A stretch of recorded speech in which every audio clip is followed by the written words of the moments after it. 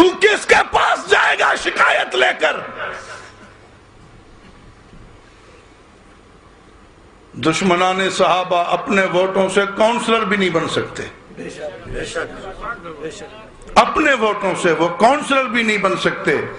یہ تو سنی غافل ہے اور تجھے پتہ نہیں ہے، تجھے پتہ نہیں ہے تیرے ساتھ کیا ہو رہا ہے، اور کل تو کہے گا کاش آج حق نواز ہوتا۔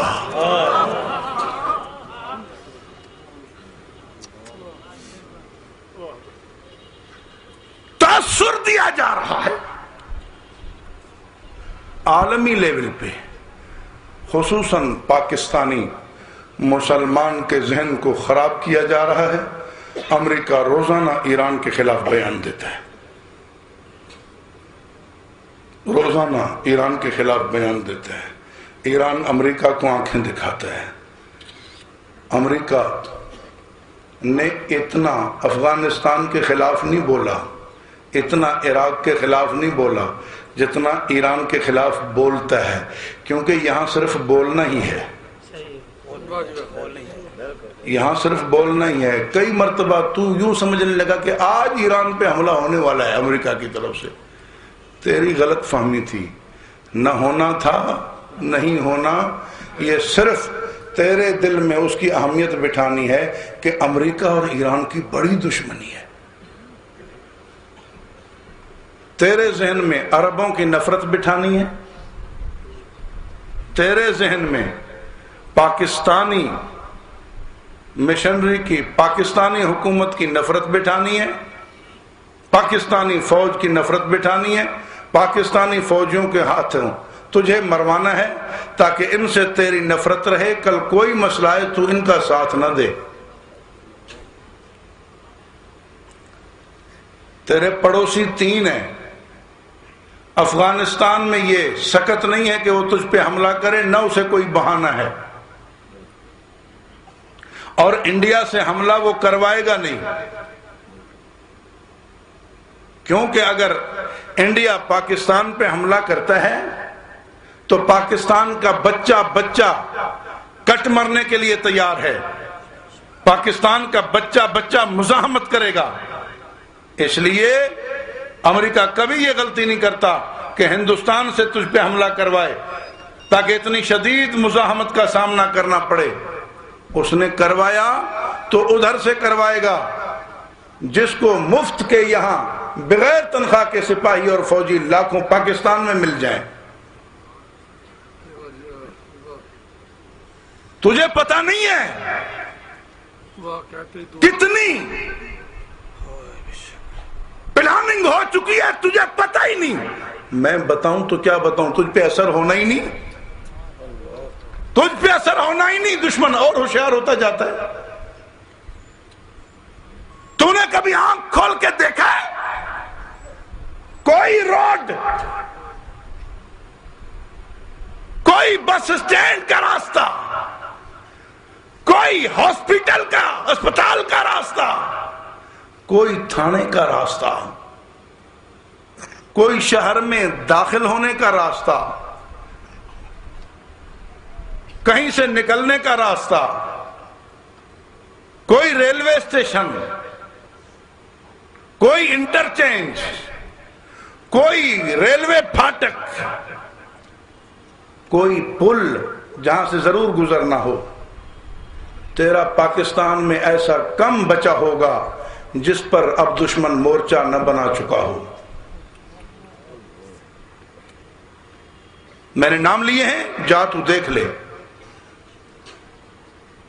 کل یہ مسئلہ سامنے آنے والا ہے۔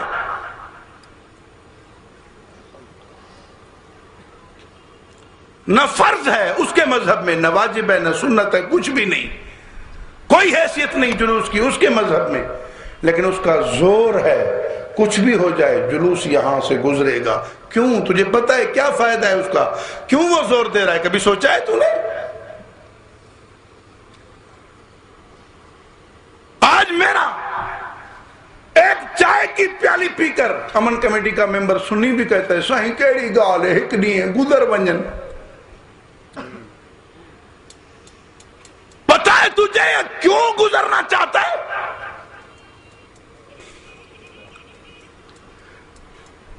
آپ یہ سوٹی اٹھا کر بھی اگر 10-12 کٹھے نکلیں گے تو آپ پر نظر رکھی جائے گی بھی یہ ڈنڈے اٹھا کے کدھر جا رہے ہیں، آپ کو نہیں جانے دیا جائے گا. ایسے ہی ہے نا. لیکن وہ اس سے مضبوط ڈنڈے پر آدھا گز 1 گز کپڑا لگا دیتے ہیں. اب یہ ڈنڈا نہیں، اب جھنڈا ہے. اور سینکڑوں کے پاس وہ ڈنڈے ہیں لیکن نام ان کا جھنڈے ہے.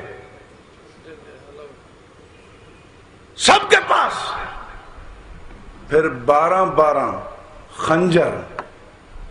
تیرے پاس 4 انچ کا چاقو پکڑا جائے سیدھا جیل جائے گا. 12 خنجر ایک زنجیر میں باندھے ہوں گے. یہ تو ماتم کی زنجیر ہے. کیا یہ جھنڈا ڈنڈا نہیں ہے؟ کیا یہ زنجیر والا خنجر یہ کوئی ہتھیار نہیں ہے؟ ہر ایک شریک جلوس کے پاس ہے. تعزیے میں کیا بھرا ہوا ہے کوئی تلاشی نہیں لیتا. شریک جلوس اور کیا کیا اسلحہ اٹھائے ہوتے ہیں کوئی تلاشی نہیں لیتا. لیکن یہ خنجر اور ڈنڈا تو ہر ایک کے پاس ہے نا. کہتا ہے ضرور جاؤں گا. صرف مزہ لینے کے لیے تقریریں سننا چھوڑ دو. یہ باتیں تمہیں بتانا آسان نہیں ہے. تم تک پہنچنا بھی اب آسان نہیں ہے. ملک تمہارا ہے لیکن تم آپس میں مل بھی نہیں سکتے. اس کا گھوڑا ضرور آئے گا، تیرا مولوی بھی نہیں آ سکتا.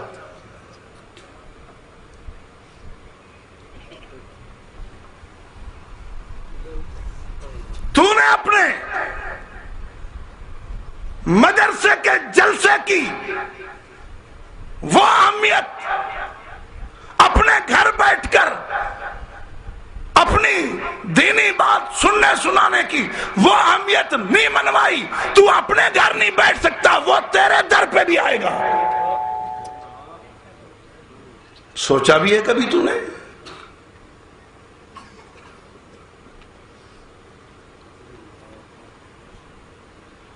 آپ 8 بھائی ہیں، ایک گھر میں بیٹھے ہوئے ہیں. پولیس پہنچ جائے گی. انہیں پتہ چلا ہے ایک اندر گیا، دوسرا گیا، تیسرا گیا، چوتھا، 5واں، 6واں، 7واں، 8واں. 8 ایک جگہ بیٹھے ہیں. پہنچ گئے. ہاں جی نکلو بھائی. کیا بات ہے؟ کون کون ہے آپ کے پاس؟ بھائی کوئی نہیں، دیکھو ہم 8 بھائی بیٹھے ہوئے. نہیں جی آپ نہیں بیٹھ سکتے. اپنے گھر سگے بھائی؟ نہیں جی نہیں، بالکل نہیں. آپ نکلیں یہاں سے. یہاں سے گزرنا ہے جلوس. تو آپ یہاں جمع ہوئے ہیں حملہ کرنے کے لیے. 7 نکلیں، ایک بیٹھے. جس کا گھر ہے وہ بیٹھے، باقی اپنے گھروں کو جائیں. بھائی ہیں تو بعد میں ملنے آنا، اگر زندہ رہے تو بعد میں ملنے آنا. ابھی اس کو اکیلا بیٹھنے دو. تو اکیلا بیٹھ، لیکن تیرے پاس کوئی ہتھیار تو نہیں. وہ بھی نہیں ہونا چاہیے.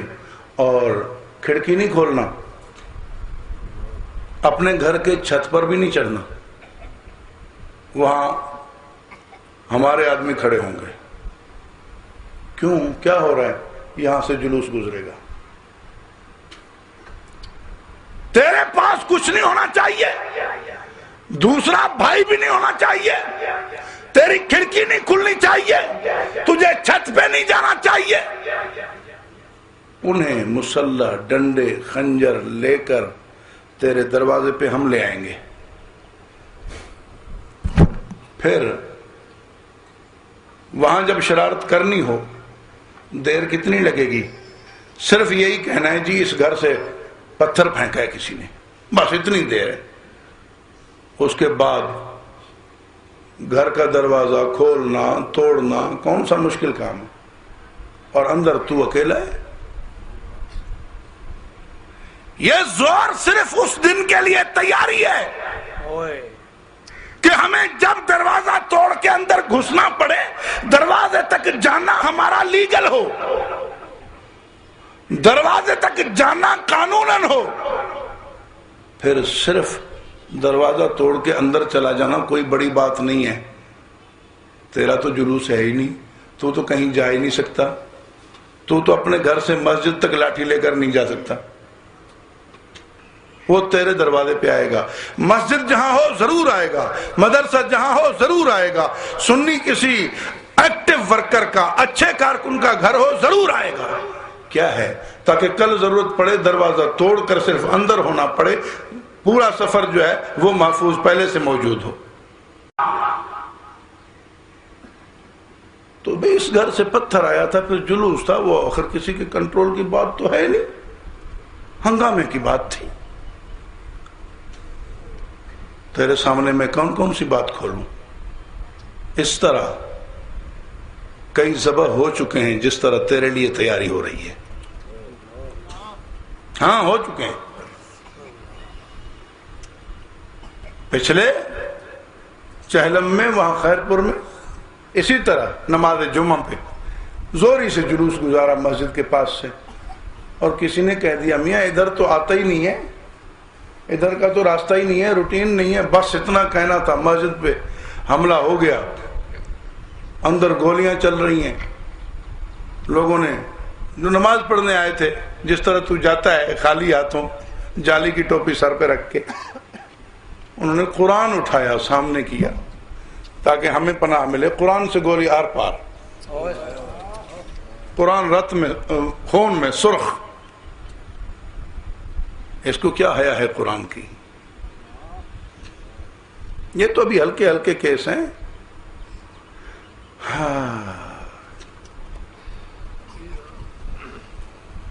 تو جب یہ ہوا، اب تو اٹھ کر تھانے نہیں جا سکے گا، راستے سے ان کے مورچے سے گزرنا پڑے گا.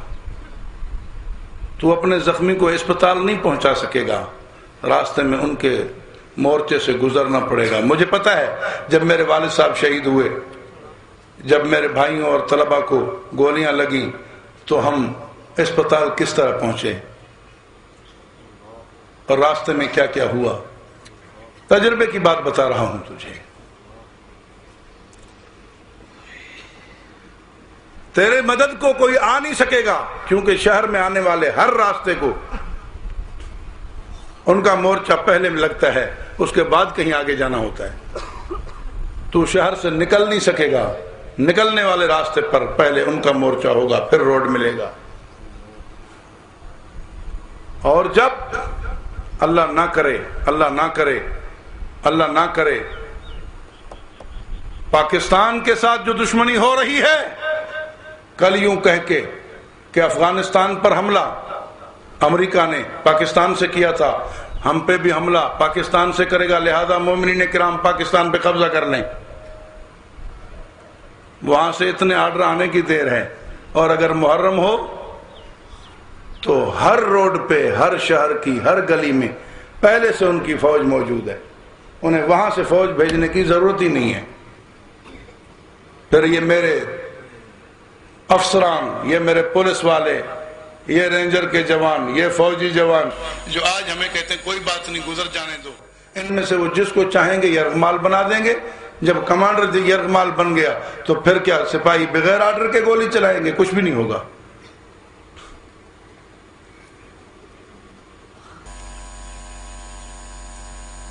تیرے ساتھ بہت کچھ ہو چکا ہے اور تو ہے کہ بس نہیں ساڑھے نال تو ٹھیک چل دیں.